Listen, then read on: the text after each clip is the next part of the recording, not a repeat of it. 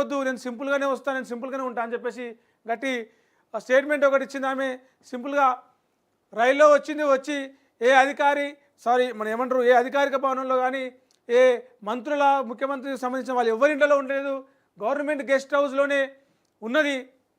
గాంధీ భవన్లో మీటింగ్ పెట్టేసి కాంగ్రెస్ పార్టీ నాయకులు, ఎమ్మెల్యేలు, మంత్రులు, ముఖ్యమంత్రితో సహా అందరికీ ఒక గట్టి వార్నింగ్ లాంటిది అయితే ఇచ్చింది. అదేంటిది అంటే గాంధీ భవన్లో మీరు అడ్డగోలుగా ఫ్లెక్సీలు కట్టొద్దు, పూల బొక్కలు తీసుకురావద్దు, నా బ్యాగులు మోసి ఏదో నా మన్ననలు నా మెప్పు పొందడానికి ప్రయత్నించొద్దు, మీ ఆత్మగౌరవాన్ని తక్కువ చేసుకోవద్దు, మీరు పార్టీ కోసం పనిచేయండి, ప్రజల కోసం పనిచేయండి. ప్రజలు పేదోడు నవ్వితే మనం చక్కగా పనిచేస్తున్నట్టు, లేకపోతే మనం చక్కగా పనిచేస్తలేనట్టు. ప్రభుత్వంలో ఉన్నది కాంగ్రెస్ పార్టీ కాబట్టి ఒళ్ళు దగ్గర పెట్టుకొని పనిచేయాలని చెప్పేసి, పేదలకు మేలు చేయాలని చెప్పేసి ఆమె నిన్న గాంధీ భవన్లో మాట్లాడింది.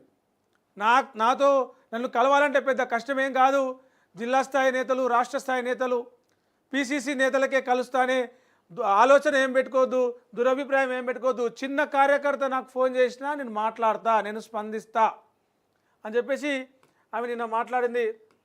అయితే ఉన్న పలంగా తెలంగాణ కాంగ్రెస్ పార్టీ ఇన్ఛార్జిని దీపాదాస్ మున్షిని తొలగించి మీనాక్షి నటరాజన్ పెట్టిన వెనుకలు కూడా ఇంకో వాదన కూడా వినిపిస్తూ ఉంది. ఏంటంటే గతంలో దీపాదాస్ మున్షి ఉన్నప్పుడు రేవంత్ రెడ్డి సొంతంగా నిర్ణయాలు తీసుకునేవాడు, దీపాదాస్ మున్షికి చెప్పేవాడు కాదని చెప్పేసి ఒకటి ఉంది. అటువైపు పార్టీకి ప్రభుత్వానికి సంబంధం లేకుండా రాష్ట్రంలో కాంగ్రెస్ పార్టీ సంబంధించిన కార్యకలాపాలను మొత్తం దీపాదాస్ మున్షియే చూసుకుంటుంది.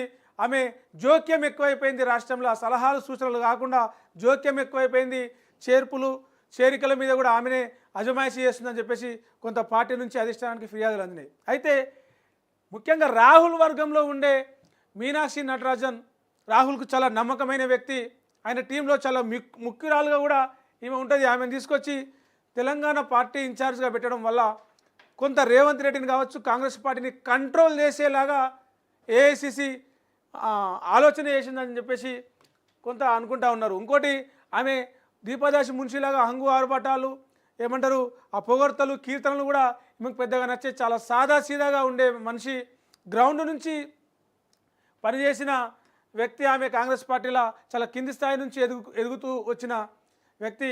రాహుల్ గాంధీకి చాలా దగ్గర మనిషి కాబట్టి ఇక్కడ రేవంత్ రెడ్డి స్పీడుకు కొంచెం కళ్ళెం వేయాలంటే, దూకుడును కొంచెం కంట్రోల్ చేయాలంటే, అడ్డగోలుగా మీడియా ముందు కావచ్చు ఎక్కడైనా సొంతంగా ప్రకటనలు చేస్తూ మాట్లాడే ఎవరైతే ఉన్నారో కాంగ్రెస్ పార్టీ ఎమ్మెల్యేలు, మంత్రులు, నాయకులు, వాళ్ళందరి నోటికి తాళం వేయడానికి, పార్టీలో క్రమశిక్షణ అనేది పెంచడానికి, కంట్రోల్ చేయడానికి మీనాక్షి నటరాజన్ చాలా సీరియస్గా పనిచేసే అవకాశం అక్కడ మనకు చూస్తుంటే ఆమె ప్రవర్తన, ఆమె మాటలు చూస్తుంటే అట్నే కనిపిస్తుంది.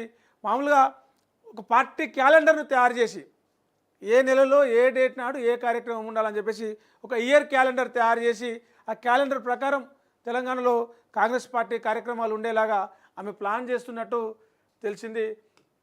మొత్తం కూడా ఇప్పటికే కాంగ్రెస్ అంటే బీజేపీతోటి లాలూచి పడిందని చెప్పేసి బీఆర్ఎస్ వాళ్ళు అంటూ ఉంటారు, బీఆర్ఎస్లతో ఇది అంతర్గతంగా దోస్తీ ఉందని చెప్పేసి బీజేపీ వాళ్ళు కామెంట్ చేస్తూ ఉంటారు. అలాంటి కామెంట్లకు ఇంకోసారి అలాంటి కామెంట్లు విని రావద్దు, అలాంటి కామెంట్లకు తాగుండొద్దు. బీజేపీతో కొట్లాడాలి, బీఆర్ఎస్తో కొట్లాడాలి.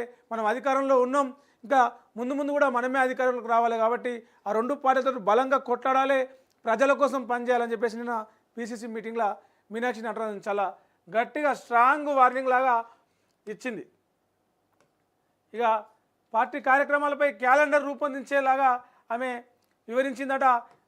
ఏంటి, ప్రతి గ్రామానికి వెళ్ళి జై బాపు, జై భీమ్, జై సంవిధాన్ కార్యక్రమాలను పెద్ద ఎత్తున చేపట్టాలని పార్టీ నేతలకు దిశానిర్దేశం చేశారు.